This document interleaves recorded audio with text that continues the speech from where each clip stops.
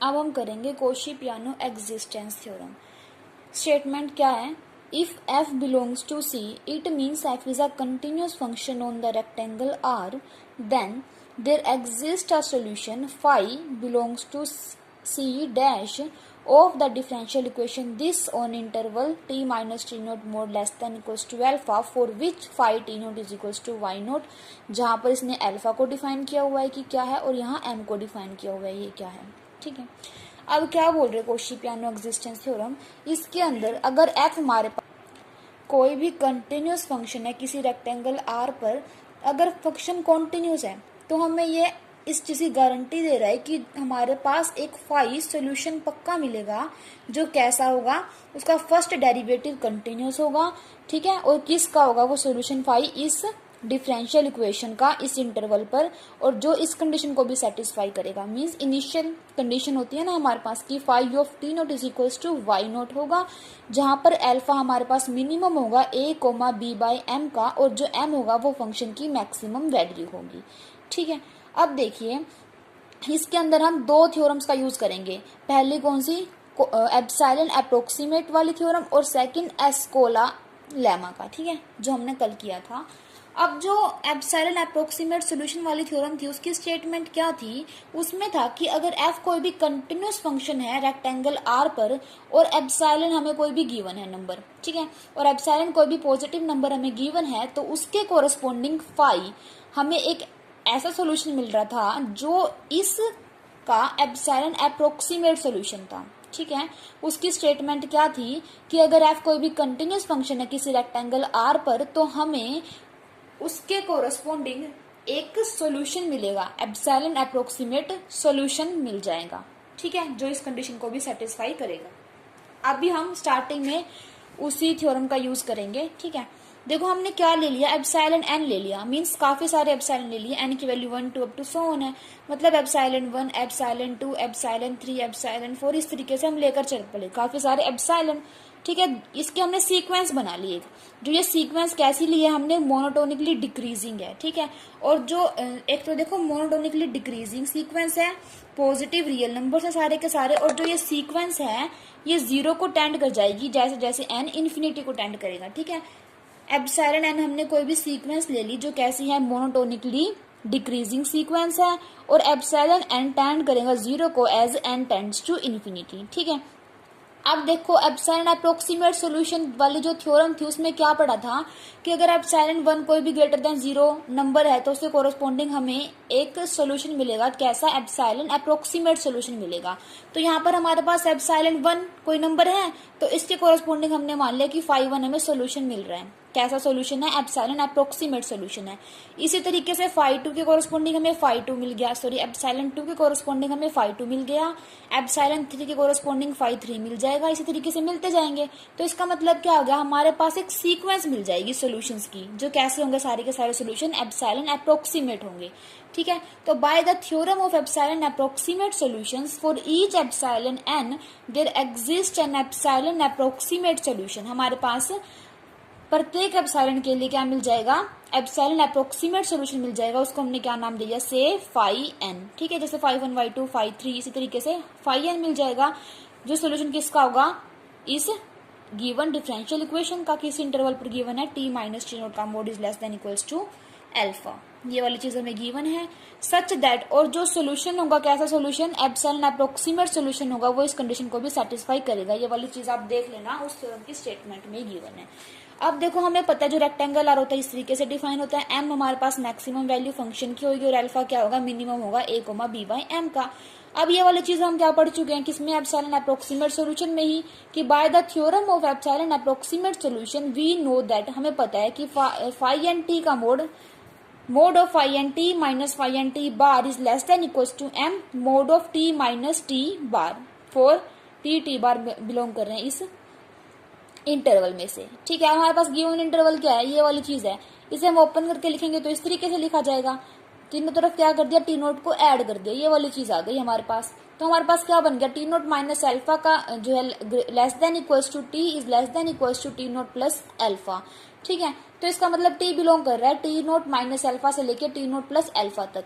पर अगर आपको याद हो तो हमने क्या किया था एप्सिलॉन अप्रोक्सीमेट सॉल्यूशन थ्योरम में कि उस इंटरवल को दो पार्ट्स में डिवाइड कर लिया था, पॉजिटिव वाले के लिए प्रूफ कर दिया था और हम बोल सकते हैं कि सिमिलरली हम नेगेटिव वाले के लिए प्रूफ कर देंगे। तो इसी वजह से यहाँ पर भी क्या ले रखा है, सिर्फ पॉजिटिव वाला इंटरवल ले रखा है इसने। अब ये वाली चीज देखो कहाँ है, हमने की थी ना उस थ्योरम के अंदर, एक मिनट देखो ये रही, हमने एप्सिलॉन अप्रोक्सीमेट सॉल्यूशन के अंदर ये चीज पढ़ी थी कि phi t minus phi t bar का जो मोड होगा वो less than equals to m mod of t minus t bar होगा। यहाँ पर सिर्फ एक एप्सिलॉन के लिए फाई सोल्यूशन मिला था, वहां पर एप्सिलॉन एन के लिए हमें काफी सारे सोल्यूशन मिल रहे हैं जिसको हमने फाई एन नाम दिया, तो हमने जस्ट उस चीज का यूज कर दिया यहाँ पर।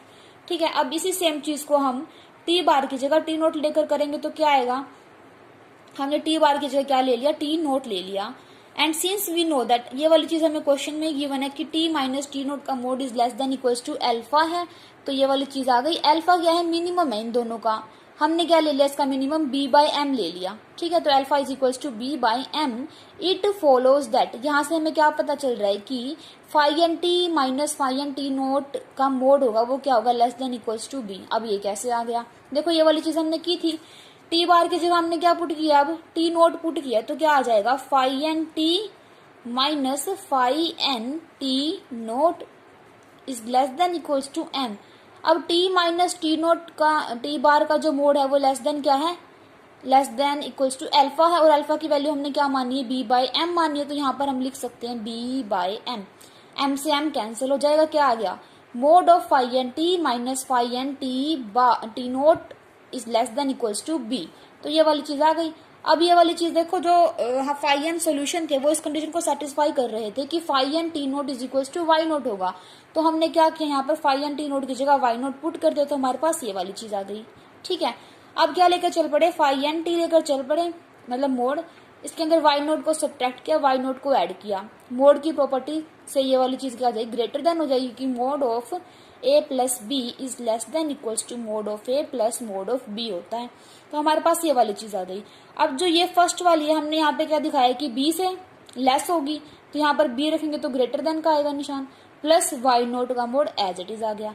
अब देखो जो फाई एन टी थी हमारे पास कोई एक सीक्वेंस थी फंक्शंस की, जो कैसी आ गई, यूनिफॉर्मली बाउंडेड आ गई, किससे, b plus mod of y naught से। अब जो हमारे पास एस्कोली लेमा थी उसकी स्टेटमेंट क्या थी कि अगर हमारे पास एफ कोई भी सेट हो, फैमिली हो फंक्शंस की जो कैसी हो, इक्वी कंटिन्यूस हो प्लस यूनिफॉर्मली बाउंडेड हो, तो हमारे पास इसकी एक सब सीक्वेंस मिलेगी। क्या मिलेगी, एक सब सीक्वेंस मिलेगी जो कैसी होगी, यूनिफॉर्मली कन्वर्जेंट होगी। अब यहाँ पर हमारे पास जो एफ फंक्शन की फैमिली है हम उसको नाम क्या दे सकते हैं, फाई एन, क्योंकि हमारे पास यहाँ फाई एन मिल रहा है हमें। ठीक है, तो फाई एन को अगर हम शो कर दें कि जो फाई एन है इक्वी कंटिन्यूस है प्लस यूनिफॉर्मली बाउंडेड है, तो क्या हम इसके ऊपर एस्कोली लेमा नहीं लगा सकते। ठीक है, तो एस्कोली लेमा का यूज करेंगे उसके ऊपर, अगर फाई एन इन दो कंडीशन को सेटिस्फाई कर रहा है, तो बाय एस्कोली लेमा हमारे पास क्या होगा कि फाई एन की एक सब सीक्वेंस मिलेगी फाई एन के, जो क्या हो जाएगी, यूनिफॉर्मली कन्वर्जेंट हो जाएगी। किस इंटरवल के ऊपर, हम किस इंटरवल पे काम कर रहे हैं यहाँ पर, टी नोट से लेके टी नोट प्लस अल्फा पर। ठीक है, अब इस तरीके से थ्योरम का यूज करेंगे, मतलब थ्योरम में काम करेंगे। ठीक है, फाई एन हमें मिल गया, उसको हमने यूनिफॉर्मली बाउंडेड तो दिखा दिया, यहाँ दिखा दिया ना कि जो फाई एन टी है वो किससे बाउंड हो रहा है, b plus mod of y से, तो इसका मतलब हमने शो कर दिया कि जो सीक्वेंस फाई एन टी थी वो यूनिफॉर्मली बाउंडेड थी, किससे, b plus mod of y naught से। अब हम क्या शो करेंगे कि जो फाई एन टी है ये इक्वी कंटिन्यूस सेट भी है फंक्शंस का। ठीक है, तो ये सारे के सारे कैसे हैं, कंटिन्यूस है। उसके लिए क्या दिखाएंगे हम, इक्वी कंटिन्यूस की डेफिनेशन भी हमने कल पढ़ी थी। इक्वी कंटिन्यूस के लिए हम क्या दिखाते हैं, देखो हमने फाई एन टी को इक्वी कंटिन्यूस दिखाना है, उसके लिए हम क्या दिखाएंगे, अगर टी टी बार दो पॉइंट ले हम किसके, इंटरवल में से, तो जब भी टी माइनस टी बार का जो डिफरेंस होगा वो डेल अल्फा से कम होगा, तो इनकी इमेजेस का जो डिफरेंस होगा वो एप्सिलॉन से कम हो जाना चाहिए। अगर फाई एन इस कंडीशन को सेटिस्फाई करता है तो मैं क्या बोल दूंगी कि जो फाई एन है वो कैसा है, इक्वी कंटिन्यूस सेट है, मतलब इसका हर एक फंक्शन जो है वो कैसे है, कंटिन्यूस है। ठीक है, तो अब हम लेकर क्या चलते हैं कि t minus t bar is less then delta epsilon. ठीक है, पर यहाँ पर हम डेल्टा एप्सिलॉन को इस तरीके से चूज करेंगे कि जो डेल्टा एप्सिलॉन है वो 0 से तो बड़ा होगा और एप्सिलॉन बाय एम से छोटा होगा। ठीक है, तो इसने बोला ये वाली कंडीशन कब सेटिस्फाई करनी चाहिए, जब ये वाली कंडीशन सेटिस्फाई हो, तो हम ये वाली लेकर चलेंगे। तो हमने ले लिया टी माइनस टी बार का mod is less than del epsilon है। डेल एप्सिलॉन किससे लेस है? एप्सिलॉन बाय एम से लेस है। तो हमने ये वाली चीज रख दी यहाँ पर। अब देखो हमें इसका जो मोड है वो एप्सिलॉन से कम दिखाना है, तो ये वाली चीज लेकर चले लेफ्ट साइड की phi n t minus phi n t bar का जो मोड है वो लेस देन इक्वल्स टू होगा किससे था? अभी हम देखो ये कर रहे थे, ये वाली चीज यहां से आ गई कि phi n t minus phi n t bar का mod is less than equals to m t minus t bar. ठीक है, अब यहाँ पर टी माइनस टी बार हमारा किससे लेस है? एप्सिलॉन बाय एम से लेस है। तो हमने इसकी जगह पर ये पुट कर दिया, एम से एम क्या हो जाएगा? कैंसिल हो जाएगा। हमारे पास क्या आ जाएगा कि mod of phi n t minus phi n t bar is less than epsilon. और ये कब सेटिस्फाई हो रही है कंडीशन? जब टी माइनस टी बार का मोड लेस देन था डेल्टा एप्सिलॉन से। तो यहाँ से हम ये बोल सकते हैं, इसका मतलब जो फाई एन है वो कैसा होगा? जो पूरी की पूरी फैमिली होगी फाई एन की वो कैसी होगी? इक्वी कंटिन्यूस होगी। अब हमने फाई एन के लिए दो चीजें दिखा दी कि फाई एन जो है वो इक्वी कंटिन्यूस सेट है फंक्शंस का, और सेकंड यूनिफॉर्मली बाउंडेड भी है।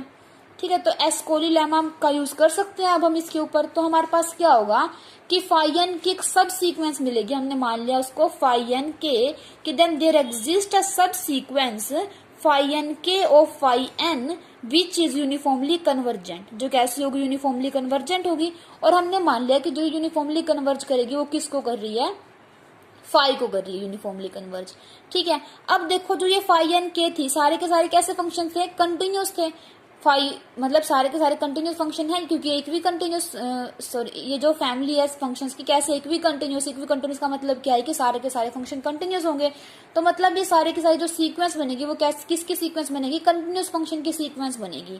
ठीक है, अब कंटिन्यूस फंक्शन की सीक्वेंस यूनिफॉर्मली जिसको कन्वर्ज करती है वो भी कैसा होता है? कंटिन्यूस होता है। तो इस वजह से जो फाई है वो भी कैसा हो जाएगा? कंटिन्यूस हो जाएगा।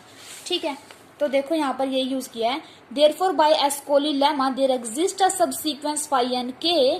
किसकी मिलेगी सबसीक्वेंस? फाई एन की, जो क्या करेगी? कन्वर्ज करेगी यूनिफॉर्मली इस इंटरवल के ऊपर किसको? लिमिट को। लिमिट फंक्शन, उसको हमने क्या नाम दे दिया? फाई। अब फाई भी क्या होगा? कंटिन्यूस होगा। क्यों? क्योंकि सारे के सारे फाई एन के कैसे थे? कंटिन्यूस थे, और वो यूनिफॉर्मली कन्वर्ज कर रहा था फाई को, इस वजह से फाई भी क्या हो गया? कंटिन्यूस हो गया। Now we shall show that this limit function phi is a solution of given differential equation. अब हमें क्या करना था? क्या प्रूफ करना था थ्योरम में कि फाई हमें एक सोल्यूशन मिलेगा उस जो इनिशियल वाली प्रॉब्लम गिवन थी उसका। जो सोल्यूशन कैसा होगा? एग्जैक्ट सोल्यूशन होगा। इसका मतलब क्या है? एग्जैक्ट सोल्यूशन का मतलब कि वो उसको सेटिस्फाई करेगा। ठीक है, और अभी सबसे पहले जो फर्स्ट लेक्चर था उसमें हमने क्या पढ़ा था कि अगर कोई डिफरेंशियल इक्वेशन मतलब इनिशियल वैल्यू प्रॉब्लम का सोल्यूशन है तो वो इंटीग्रल इक्वेशन का भी सोल्यूशन होगा। ये वाली चीज हम पढ़ चुके हैं। ठीक है, तो हम उसका भी यूज करेंगे इसके अंदर हल्का सा। देखो, now we shall show that, अब इस फाई को दिखाएंगे हम जिसको ये कन्वर्ज कर रही थी ना सीक्वेंस की, ये है वो सोल्यूशन जो हमें चाहिए था। तो now we shall show that this limit function phi is a solution of given differential equation which gives the required specification. मतलब जो हमें चाहिए था वो हमें मिल जाएगा।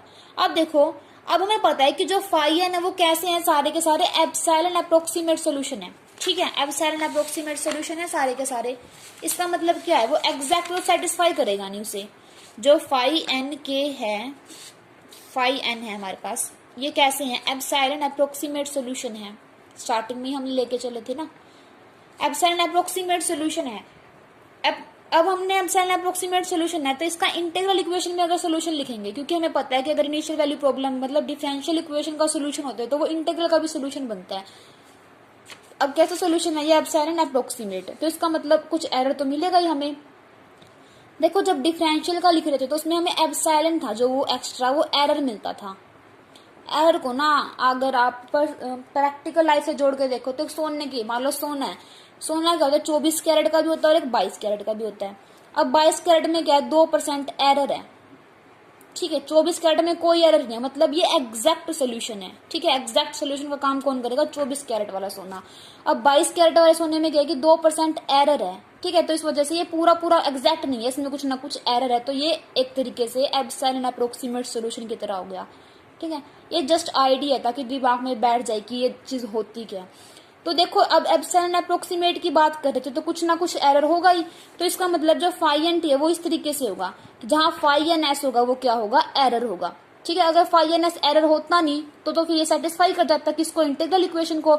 इंटीग्रल को सेटिस्फाई कर रहा है तो इसका मतलब किसका सोल्यूशन भी बन जाएगा, डिफरेंशियल इक्वेशन का सोल्यूशन भी बन जाएगा बाय जो हमने वो थ्योरम की थी इक्विवेलेंट सोल्यूशन वाली। ठीक है, अब देखो फाई एन एस की वैल्यू ये कैसे आई। अब हम क्या करेंगे, फाई एन का डेरिवेटिव करते हैं। ठीक है, फाई एन का डेरिवेटिव करेंगे तो हमारे पास क्या आएगा, देखो इसका डेरिवेटिव करेंगे अब हम।